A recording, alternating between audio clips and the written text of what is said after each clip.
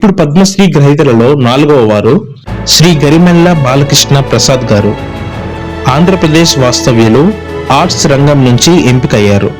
శ్రీ గరిమెల్ల బాలకృష్ణ ప్రసాద్ గారు నవంబర్ 9న 1948లో రాజమండ్రిలో జన్మించారు. ఇతను ఒక క్లాసికల్ సింగర్, మ్యూజిక్ కంపోజర్, ఇంకా మృదంగం లాంటి వాయిద్యాలను కూడా వాయిస్తారు. గరిమెల్ల బాలకృష్ణ ప్రసాద్ గారు కర్ణాటక సంగీతంలో డిప్లొమా చేశారు. ఆల్ ఇండియా రేడియోలో ఏ గ్రేడ్ గాయకుడు. ఆయన సంగీత కళానిధి నందమూరి కృష్ణమూర్తి ఆధ్వర్యంలో అన్నమాచార్య సంకీర్తనలో ప్రత్యేకత సంపాదించారు. కేవలం సంగీతం నేర్చుకోవడమే కాకుండా అన్నమాచార్య సంకీర్తనల స్వరకల్పనలోను, వాటికి సంగీత స్వరాలతో కూడిన పుస్తకాలు ప్రచురం చేయడంలోను, సిడి రికార్డింగ్లలోనూ పాల్పంచుకున్నారు. 1978లో అన్నమాచార్య ప్రాజెక్టులో గాయకుడిగా చేరారు. అక్కడ చేరినప్పటి నుండి 2006 పదవీ విరమణ వరకు ఆ ప్రాజెక్టులో ప్రధాన సభ్యుడిగా ఉన్నారు.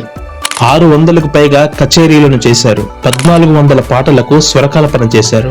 అందులో 1000కు పైగా పాటలు అన్నమాచార్య కీర్తనలు కావడం విశేషం.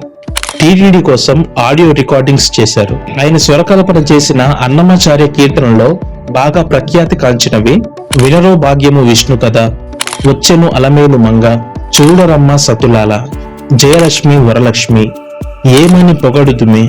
నాకు నచ్చిన కీర్తన అయితే జగడపు చనవుల జాజర అనే పాట. ఇలా ఎన్నో పాటలకు స్వరకల్పన చేశారు. గరిమెల్ల బాలకృష్ణ ప్రసాద్ గారు పోయిన సంవత్సరం మార్చి 9న గుండెపోటుతో స్వర్గస్థులయ్యారు.